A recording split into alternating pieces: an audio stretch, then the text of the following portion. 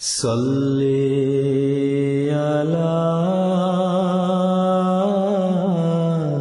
السلام علیکم ورحمۃ اللہ وبرکاتہ۔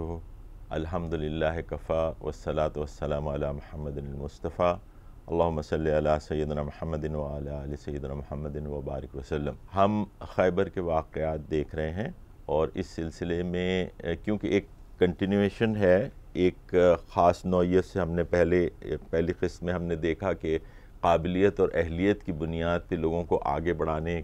میں جو سیرت سے ہمیں رہنمائی ملتی ہے، تو اسی سلسلے میں تھوڑی سی بات اور کر لیتے ہیں، کیونکہ شاید یہ خیبر کے واقعات کی سیکوینس میں تھوڑا سا آگے کا واقعہ ہو، لیکن خیبر کے دوران ہی ہوا تھا۔ خیبر میں یہودیوں کے قلعے تھے، اس میں انہوں نے مال و متاع جمع کیا ہوا تھا اور بہت مضبوط قلعے تھے اور بڑے بہادر ان کے جو واریئرز تھے ان کا بڑا نام تھا۔ ایک ایک کر کے وہ قلعے فتح ہوتے رہے مسلمانوں کے ہاتھوں۔ ہم واپس جائیں گے اور پھر اوپر سفر کی رودات بھی تھوڑی سی دیکھ لیں گے، لیکن کیونکہ لیڈرشپ کے حوالے سے اور ایک یہ قابلیت اور اہلیت کے حوالے سے بات ہو رہی ہے تو یہ واقعہ پہلے دیکھ لیتے ہیں کہ ایک قلعہ ایسا تھا جس کی تسخیر میں، جس کو فتح کرنے میں بہت وقت لگا اور مسلمان اس کی کوشش کرتے رہے، لیکن وہ کئی دن اس میں کامیابی نہیں ہوئی۔ اس میں جب کامیابی نہیں ہوئی کئی دن، تو آپ صلی اللہ علیہ وسلم نے ایک رات یہ فرمایا کہ کل جو جھنڈا ہوگا، جو بینر ہوگا، وہ ایک ایسے شخص کے ہاتھ میں ہوگا جو اللہ اور اس کے رسول سے محبت کرتا ہے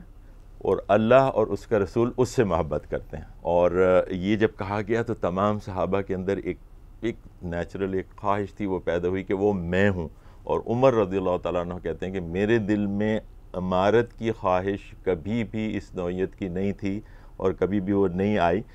جیسے کہ اس روز آپ صلی اللہ علیہ وسلم کی ارشاد فرمانے کے بعد آئی کہ شاید اگر میں ہی وہی شخص ہوں، یعنی اس حوالے سے کہ اللہ اور اس کے رسول اس سے محبت کرتے ہیں اور وہ اللہ اور اس کے رسول سے محبت، اتنی بڑی بات آپ صلی اللہ علیہ وسلم نے کی کہ اس کے ہاتھ پہ ہی یہ قلعہ جو ہے وہ فتح ہوگا۔ ایک ذیلی ٹاپک اس میں ہے جس کو عربی کے اندر کہتے ہیں حب الامارہ۔ یہ کہتے ہیں نا کہ امارت کی یا پوزیشن کی خواہش کرنا، یہ اس کو بھی ہم تھوڑا سا دیکھ لیں گے، لیکن پہلے اس واقعے کو دیکھ لیتے ہیں کہ علی رضی اللہ تعالیٰ عنہ وہ صحابی ہیں جس کے بارے میں آپ صلی اللہ علیہ وسلم نے ارشاد فرمایا تھا اور دوسرے دن بینر انہی کو دیا گیا۔ اب اس وقت جب آپ صلی اللہ علیہ وسلم نے صبح کے وقت بلایا کہ علی کہاں ہیں، ان کو لایا جائے، تو بتایا گیا کہ ان کی طبیعت کچھ ٹھیک نہیں ہے اور خاص طور آشوب چشم کا ایک ان کو مرض ہو گیا تھا، جس کی وجہ سے وہ دیکھ بھی نہیں پاتے تھے۔ اور جب ان کو لے کے آیا گیا آپ صلی اللہ علیہ وسلم، بتایا جاتا ہے کہ دو افراد جو ہیں ان کو پکڑ کر لے کے آئے، کیونکہ وہ آنکھیں ان کی بند تھیں اور ان سے نظر نہیں آ رہا تھا تو وہ چلا بھی نہیں جاتا تھا۔ جب وہ آپ صلی اللہ علیہ وسلم کے پاس آئے تو آپ صلی اللہ علیہ وسلم نے ان کے لیے دعا کی اور ان کو آشوب چشم کی جو بیماری تھی تو اپنا لعاب دہن اس پہ لگایا۔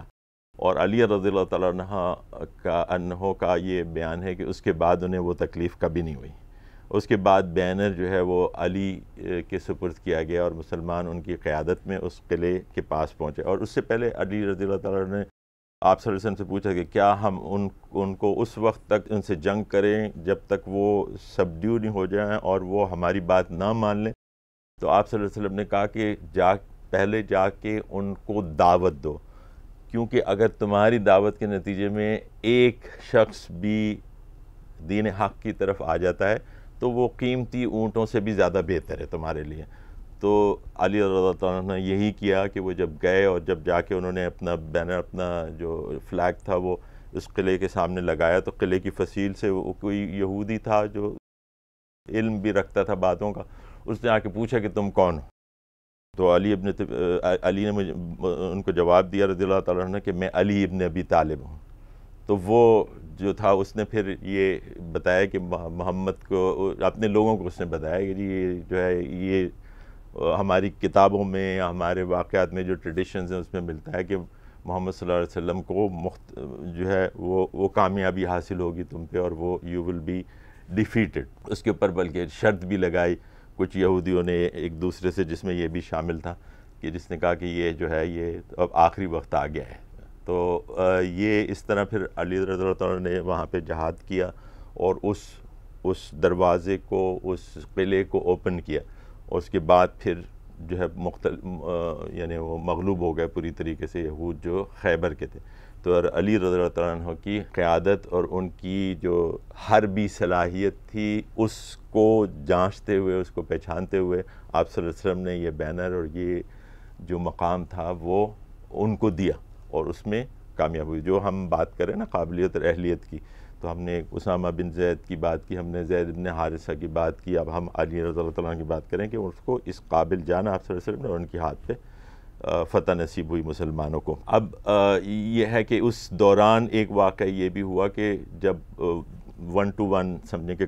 ہو رہا تھا کہ وہ نکل کے آئے قلعے سے باہر، اور جب وہ جنگ شروع ہوئی تو وہ جنگ کے دوران جو ہے آپ کو ایسا ایک وار ایک یہودی نے کیا کہ جس سے جو آپ کی ڈھال تھی وہ ٹوٹ گئی، ان کے ہاتھ سے گر گئی. اس کے گرنے کے بعد کہا یہ جاتا ہے کہ انہوں نے جو اس خیبر کا ایک دروازہ تھا اس کو انہوں نے اپنے ہاتھ سے اٹھا لیا اور اس کو ایز اے شیلڈ، ایک ڈھال کے طور پہ انہوں نے استعمال کیا. باقی جنگ جتنی دیر انہوں نے کی اور جب تک وہ مغلوب نہیں ہو گئے یہودی، اس وقت تک اس دروازے کو انہوں نے رکھا. اس کے بعد جب انہوں نے اس دروازے کو رکھا تو بتایا جاتا ہے کہ 7 لوگوں نے مل کے بھی اس دروازے کو اٹھانے کی کوشش کی لیکن وہ ان سے نہیں اٹھتا تھا. تو یہ جو پاور اللہ تعالیٰ نے رضی اللہ تعالیٰ علی رضی اللہ تعالیٰ کو دی تھی، طاقت دی تھی، آپ صلی اللہ علیہ وسلم کی دعا اور وہ ساری چیزیں اور ان کی اہلیت، یہ کمال کی تھی اور اس کی وجہ سے مسلمانوں کو یہ فتح نصیب ہوئی. 2 واقعات اور دیکھ لیتے ہیں اس میں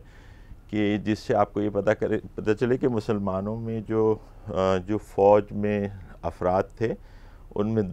مختلف قسم کے لوگ تھے. کچھ لوگ ایمان کے کسی درجے پہ تھے اور کچھ لوگ، ظاہر ہے کہ ایمان ایسی چیز ہے کہ دل کے اندر موجود ہے، وہ ہم آپ کیا اس زمانے کے لوگ بھی جو صحابہ تھے بھی وہ بھی دل کے اندر تو نہیں جھانک کے دیکھ سکتے تھے. تو وہ اپیرنٹلی جو چیزیں ہوتی تھی اس سے ہی اندازہ کرتے تھے کہ اس کی ایمان کی کیفیت کیا ہے. تو ایک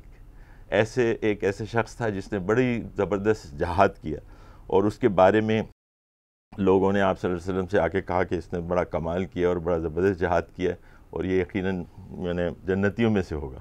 تو آپ صلی اللہ علیہ وسلم نے فرمایا کہ اس کا جو خاتمہ ہے وہ اس انداز میں ہوگا کہ وہ جنت کا حقدار نہیں رہے گا، وہ تو پھر جہنم میں سے ہو جائے گا.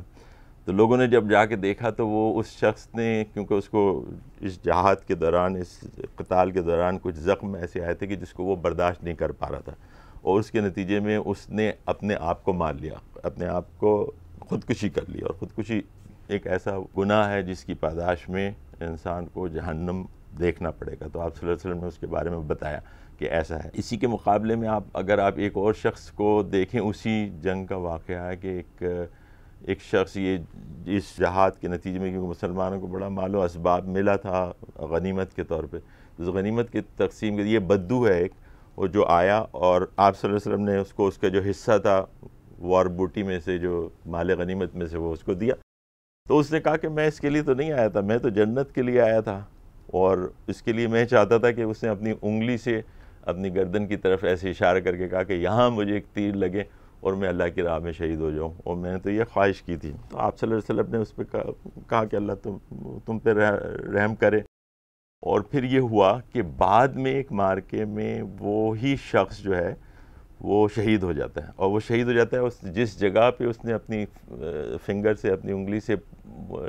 نشان یعنی وہ پوائنٹ کیا تھا